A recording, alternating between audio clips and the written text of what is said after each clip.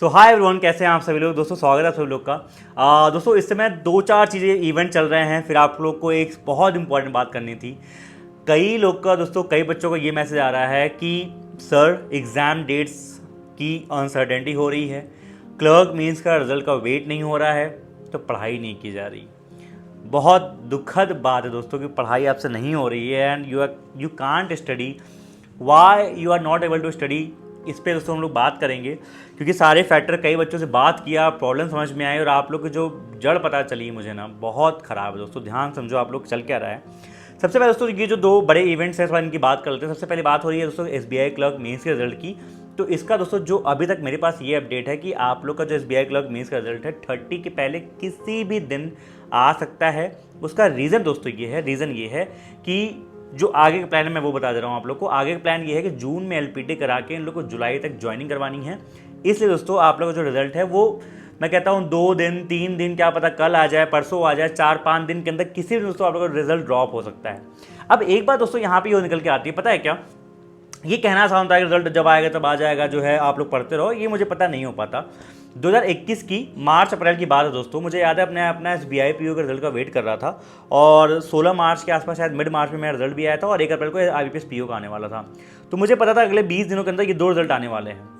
मैं कसम से कह रहा हूँ मुझसे 15-20 दिन के अंदर बिल्कुल पढ़ाई नहीं हुई थी। मतलब पढ़ाई क्या होगी, हर दिन एक अंदर दिमाग में क्वेश्चनिंग चलती थी कि यार काश ये अच्छा कर दिया होता, इंटरव्यू में कुछ और बोल दिया होता, क्या पता कितने मार्क्स देंगे, और अगर इस बार फेल हुआ तो फिर से साइकिल रिपीट करनी पड़ जाएगी, फेल हो गया तो क्या हो गया, घर वालों से कैसे बात कर पाऊंगा। तो दोस्तों जो लोग फाइनल रिजल्ट का वेट कर रहे होते हैं ना, क्योंकि वो रिजल्ट आपका जॉब डिफाइन करेगा, तो वहाँ होना मुश्किल होता है, मैं ये मानता हूँ। तो जो लोग SBI क्लर्क मेंस का रिजल्ट का वेट कर रहे हैं, आप लोग थोड़ा सा धैर्य बनाए रखें। मुझे पता है आपसे पढ़ाई नहीं हो पा रही होगी, खाली किताब बैठ के लेते होगे तो दिमाग में फटाफट रिजल्ट चलता होगा। But what you can do here is, जो मैं करता था, कुछ लाइव क्लासेस हो गया, जैसे मान लो रैपिड मैथ्स चल रही है, कुछ ट्यूटोरियल आप लोग पढ़ सकते हो, नॉवेल्स पढ़ सकते हो, कुछ बच्चे बता रहे थे सर वो घूमने चले गए हैं। मतलब जो भी आपको करना है, keep yourself busy, keep yourself distracted. But दोस्तों मुझे प्रॉब्लम उनसे है जो बच्चे 2025-26 तैयारी कर रहे हैं। आप लोग की पढ़ाई क्यों नहीं हो रही है? अभी दोस्तों कुछ खबर आ गई कि हाँ IPS कैलेंडर चेंज हो सकता है और उससे आप सभी लोगों ने पढ़ना ही बंद कर दिया। अरे मेरे भाई, IBPS कैलेंडर का दोस्तों अभी तक कोई भी आपको पता है ऑफिशियल अपडेट नहीं आया है। IBPS.in की ऑफिशियल वेबसाइट है, जब भी आएगा उस पर आपको अपडेट मिल जाएगा, उस पे हिसाब से आपको पढ़ना, पहली चीज़। दूसरी चीज़ दोस्तों, बच्चे आप लोग बोल रहे हो सर IBPS PO पहले होगा RRB PO बाद में होगा। मैं कहता हूँ कुछ भी चल रहा हो दोस्तों। आपको पता है हमने एक RRB PO को बैच लॉन्च किया था, उसमें हमने क्या पढ़ाई बंद कर दी? क्या पढ़ाई चल रही है ना, बच्चे आज डेली क्लास कर रहे हैं। आपको पता है दोस्तों ये जो लाइव मॉक चलते हैं, मैं आपको बोलता हूँ लाइव मॉक दिया करो दोस्तों।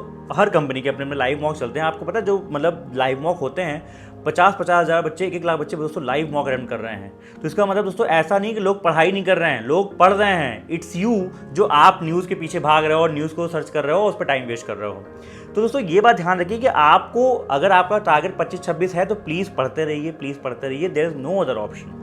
अब दोस्तों थोड़ा जो मैंने रिसर्च की, एक बच्ची का फ़ोन आया दोस्तों, एक बच्चे का फ़ोन आया था, 2-3 लोग से मैंने बात की। तो उसका कहना है कि सर उसको बड़ा मतलब मुझे बड़ा अजीब लगा कि सर क्या मैं डम्ब हूँ। मतलब पहले बात तो बोल नहीं पा रही थी, फिर वो बोलती सर कि क्या मैं डम्ब हूँ, मुझसे एग्जामिनेशन नहीं निकलते सर। तो दोस्तों इस पर थोड़ा डीप रिसर्च मैंने काफ़ी पॉइंट्स लिखे हैं, थोड़ा मैं आपको खुल के इससे बात करूँगा। दोस्तों होता क्या है ना कि एक्चुअली क्या होता है, समझते हैं हम लोग एक चीज़ समझते हैं। जो हम लोग होते हैं, जैसे मान लीजिए दोस्तों जो बिगिनर्स हैं या फिर जो रिपीटर्स भी हैं दोस्तों, हम लोग कई बार होता है ना सिर्फ फ्लो में चलते रहते हैं। सर फ्लो का मतलब क्या है? सर फ्लो का मतलब ये है कि हाँ जिधर भीड़ चाल चल रही है, यूट्यूब पे वीडियोस बन रहे हैं, नोटिफिकेशन आएगी, फॉर्म भर देंगे, ठीक है, जो 4 क्लासेस लगा देंगे, एग्जामिनेशन दे आएंगे, उसके बाद मान लो एग्जामिनेशन नहीं हुआ छोड़ देंगे, अगला फॉर्म दे देंगे। तो सर सब लोग तो ये करते हैं? जी नहीं दोस्तों, जो बच्चे एग्जामिनेशन निकालते हैं ना, वो कभी भी इस चीज़ को जो रूटीन है ना उसको वैसे रिपीट नहीं करते।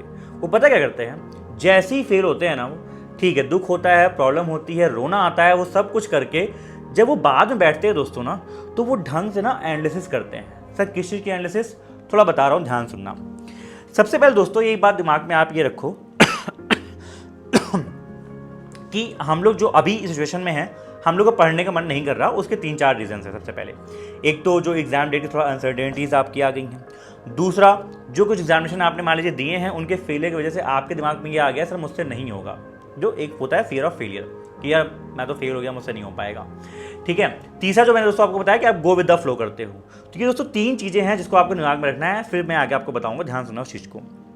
सबसे पहले दोस्तों कि जितने बच्चे होते हैं जिनके साथ ये तीनों प्रॉब्लम होती है दोस्तों, और वो आगे एग्जामिनेशन निकालने का सोच रहे होते हैं, फिर एग्जामिनेशन निकाल देते हैं दोस्तों, तो वो कैसे कंटिन्यू करते हैं मैं आपको समझाता हूँ। जब आप किसी एग्जामिनेशन में फेल होते हो या फिर मान लीजिए फर्स्ट टाइम भी आपका एग्जामिनेशन है, आप कुछ भी करने जा रहे हो, तो दोस्तों आपको पहले करना होती है एनालिसिस। मैं एक एग्जाम पॉइंट समझाता हूँ, एक बच्चे के पॉइंट समझाता हूँ। जैसे मान लीजिए दोस्तों एक बच्चा जिससे मैं बात कर रहा हूँ, वो बच्चे क्या था कि उसका एग्जामिनेशन नहीं निकला, और उसने जो है वो अपना एग्रीकल्चर से पास आउट है, वो अपना एएफओ का एग्जामिनेशन देती हैं, ठीक है। तो एएफओ का दिया, प्रीलिम्स वगैरह निकला, हर बार प्रीलिम्स निकाल लेते थे अच्छे मार्जिन से, मेंस नहीं निकाल पाती थी। इस बार एसबीआई के लिए दिया, प्रीलिम्स निकाले अच्छे मार्जिन से, मेंस नहीं निकाल पाई। अब उनको ये लगा सब मैं कोई एग्जाम ही नहीं निकाल सकती, बल्कि दोस्तों उनको मैंने ये समझाया कि आपको अपने आप को एनालाइज करना है। एनालाइज कैसे करना है कि हर बार आप प्रीलिम्स निकाल रहे हो, मतलब आपके रीजनिंग, इंग्लिश, मैथ्स के जो बेसिक कॉन्सेप्ट है वो क्लियर है। अच्छा, रही बात आपका, मान लीजिए अगर एएफओ की बात करें, तो आपका जो मेंस में आप लोग का एग्रीकल्चर वाला पोर्शन आता है, आपने उसको ठीक से पढ़ा नहीं, सही से गाइडेंस नहीं मिली, या फिर जो भी चीज़ें हुई वो एक उनकी अलग पर्सनल बात है। लेकिन दोस्तों एटलीस्ट आप अपने आप को पहचानो तो आप कहाँ पे स्टैंड करते हो। ऐसे ही आप में से मेरे बहुत सारे बच्चे यहाँ पे जब देख रहे हो, आप लोग दोस्त भाई बहन देख रहे होगे, तो आप लोग को क्या होगा, कोई आईटी से होगा, कुछ का अपना कुछ स्ट्रेंथ होगा, किसकी कुछ वीकनेस होगी। दोस्तों हम लोग करते क्या है ना, अपनी स्ट्रेंथ और वीकनेस को पहचानते नहीं है। We do not identify our strength and weakness. और जो टॉपर बच्चा होता है दोस्तों, जो बच्चा एग्जामिनेशन निकाल रहा होता है ना, सबसे पहले अपने एग्जामिनेशन में फेलियर के बाद वो यही काम करता है, एक लिस्ट बनाता है और अपनी एनालिसिस करता है अपने स्ट्रेंथ की और अपने वीकनेस की। ये आपके अलावा कोई और नहीं कर पाएगा। दोस्तों मैं आपको 3-4 चीज़ें बताने जा रहा हूँ, उनको ध्यान से करना, स्टार्ट करना, फिर जो ये पूरी समस्या है ना, इसका आपको एक सोल्यूशन मिलेगा, हल मिलेगा। सबसे पहला काम कि दोस्तों जैसे मैंने आपको बोला कि जैसे ही आप किसी एग्जामिनेशन मान लीजिए अगर फेल हुए हैं, या फिर अभी आपने एसबीआई क्लर्क प्री दिया, आपका मेंस अच्छा नहीं गया है, या फिर इसके पहले भी आपको कोई एग्जामिनेशन दिया, एसबीआई वगैरह दिया, पीओ प्रीलिम्स निकला, कुछ भी आपके एग्जामिनेशन नहीं निकले और आप अब 25-26 टारगेट कर रहे हो, तो अभी बैठ के क्या करना चाहिए मुझे, पहले इसको दिमाग सुनना। सबसे पहले दोस्तों आप लोग अपना नोटबुक एक बनाओ, एक पेज लो, उसमें अपने यहाँ पे पॉइंट लिखो कि मेरी स्ट्रेंथ क्या क्या है, मेरी वीकनेस क्या क्या है। जैसे मैं एग्जाम्पल देता हूँ, जैसे मान लीजिए दोस्तों आपको कोई बच्चा है, आप मान लीजिए इंग्लिश मीडियम से हो, और आप ये नोटिस कर रहे हो यार जब भी मैं पेपर देता हूँ तो जहाँ पे इंग्लिश आती है मेरे इंग्लिश में मार्क्स ठीक ठाक आ जाते हैं, क्वांट रीजनिंग में दिक्कत आ जाती है। आप इंग्लिश मीडियम से हो, आपकी कॉम्प्रिहेंशन स्किल्स अच्छी है, आप इंग्लिश अच्छा कर ले रहे हो, दोस्तों इंग्लिश आपकी स्ट्रेंथ है, कोई आपको बताएगा नहीं। लेकिन ये जैसे मैं बताता हूँ, आपको अपनी स्ट्रेंथ पहचाननी होती है कि हाँ भाई इंग्लिश तो मेरी स्ट्रेंथ है, यहाँ पर मुझे कम से कम अच्छे मार्क्स खींचने हैं। मैं इस बात को एग्जाम्पल से देता हूँ। दोस्तों मैंने एक इंटरव्यू डाला था अनुषी और अक्षत का, आपने देखा होगा। उन दोनों ही बच्चे की, लकली कई बच्चों की नहीं होती, कई बच्चों की होती है, उन दोनों ही बच्चों की दोस्तों इंग्लिश बहुत स्ट्रांग थी। अक्षत की इंग्लिश इतनी अच्छी थी दोस्तों, उसने वो ये बोलता है कि उसके आईपीएस पीओ मेंस में आई थिंक 97 मार्क्स आए थे, 67 कट ऑफ थी। कट ऑफ मैं सर बाकी सब्जेक्ट से निकाल लूंगा, उसके ऊपर जितना ले जाऊंगा पूरा इंग्लिश का मार्क्स ले जाऊंगा। 30 मार्क्स लगभग दोस्तों वो इंग्लिश, 31-32 मार्क्स लगभग वो इंग्लिश से ही ले गया था। तो दोस्तों कहना क्या होता है मेरा कि आप लोग इंग्लिश जो भी आपका, जैसे मान लीजिए इंग्लिश मीडियम में जो बच्चे हैं जिनकी कॉम्प्रिहेंशन स्किल्स अच्छी है, आपको लोग का इंग्लिश स्ट्रॉन्ग पॉइंट है दोस्तों, तो उसको स्ट्रॉन्ग बनाओ। जो आपका वीक चीज़ है, जैसे रीजनिंग हो गया, जैसे वीक क्वांट हो गया दोस्तों, अगर आपका ये वीक है तो अगले 2 महीने 2.5 महीने इन पर ढंग से काम करो ना।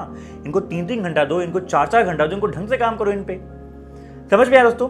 ठीक है, तो एक चीज़ सबसे पहले आपने करनी है कि आपको अपनी स्ट्रेंथ है वीकनेस बनानी है। अब कोई बोले सर हम तो हिंदी मीडियम के, अरे भाई हिंदी मीडियम से मतलब नहीं है, आप हिंदी मीडियम से उससे मतलब नहीं, आप पेपर दिए थे, आप उसमें देखो क्या है, क्या पता आपकी मैथ्स अच्छी है।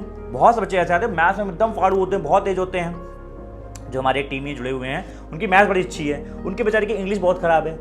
ठीक है, तो दोस्तों हर पर्सन की कुछ ना कुछ स्ट्रेंथ होती है, कुछ ना कुछ वीकनेस होती है, ये आपको अपने आप में फाइंड आउट करनी होगी। तो प्लीज आज उसको फाइंड आउट कर लीजिए। दूसरा दोस्तों, अगर आप दोस्तों ये आपको पहचानना पड़ेगा आप रिपीटर हो या बिगिनर हो। अरे सर कैसी बात कर रहे हो, हम तो एग्जामिनेशन दिए हैं, हम रिपीटर हैं, हम बिगिनर हैं, तो हमने पहली बार देना बिगिनर है। दोस्तों ऐसा नहीं होता। रिपीटर का मतलब दोस्तों कि आपके, जैसे मैंने बताया कि आपके बेसिक कॉन्सेप्ट ठीक ठाक आते हैं आपको। रिपीटर दोस्तों क्या होता है कि जो आप लोग पूरा 1 साल पढ़े थे, प्रीलिम्स आपके ठीक ठाक चले गए थे, इस बार फिर से आप रिपीट कर रहे हो, तो आपके बेसिक ठीक ठाक स्ट्रांग है, उनको ब्रशअप करना है, उनको रिवीजन करना है, मेंस की थोड़ा बहुत तैयारी करनी है, अपने मॉक्स लगा के अपनी स्पीड बढ़ानी है। ये सारे काम दोस्तों हो रहे होते हैं एक रिपीटर भाई के, एक रिपीटर बहन के। ठीक है, अच्छा, लेकिन सर जो बिगिनर हो रहा होता है, वो बिगिनर दोस्तों वो भी होता है जिसने एसबीआई क्लर्क में वैकेंसीज देख के फॉर्म भर दिया, हाँ भैया वैकेंसी बहुत आई, फॉर्म भर दिया, आया कुछ नहीं, सिलेक्शन कुछ नहीं हो, 25 मार्क्स आया, 20 मार्क्स आया 100 में से, आप भी बिगिनर ही हो।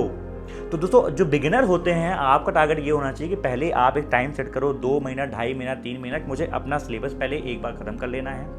उसके बाद दोस्तों फिर मुझे मॉक्स लगाने हैं, फिर रिवीजन करना है। तो मैंने एक वीडियो डाली थी अभी कि जिसमें अगर आपके मॉक्स मार्क्स कम आ रहे हैं तो आप लोग क्या कर सकते हो, मैंने उसको डिटेल बनाया था, उस पर जाके उस वीडियो को आप लोग देख लीजिएगा, मैंने यहाँ पे डाल दूंगा, ठीक है।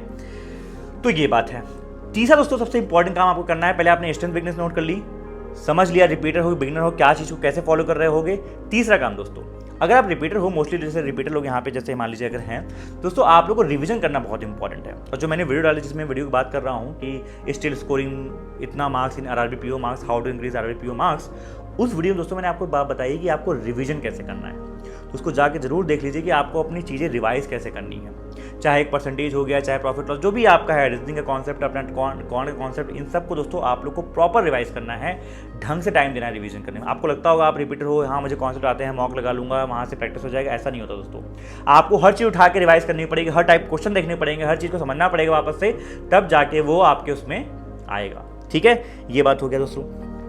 एक बार दोस्तों मुझे यहाँ पे और बात बोलनी थी, वो कितने चली गई, हाँ दोस्तों, अब मैं वापस उस पॉइंट पे आता हूँ जो मैं आपको बोलने वाला था कि होता क्या है दोस्तों कि हम ये सारी चीज़ें कर नहीं रहे होते हैं और हम बस सिर्फ जजमेंट देते हैं, या एग्जामिनेशन नहीं निकला, मुझे लगता है मैं डम इंसान हूँ, ठीक है, मुझे लगता है मैं डम इंसान हूँ, या फिर मुझसे एग्जामिनेशन नहीं निकलेगा, मैं फेलियर इंसान हूँ, मैं हमेशा फेल कर जाता हूँ। दोस्तों आप डम नहीं हो, आप फेलियर, चलो फेलियर मान लीजिए आपने अगर नहीं निकाला उसको एक टैग देंगे फेलियर, लेकिन दोस्तों मैं फेलियर वो मानता हूँ जो लाइफ में कुछ नहीं कर पाता।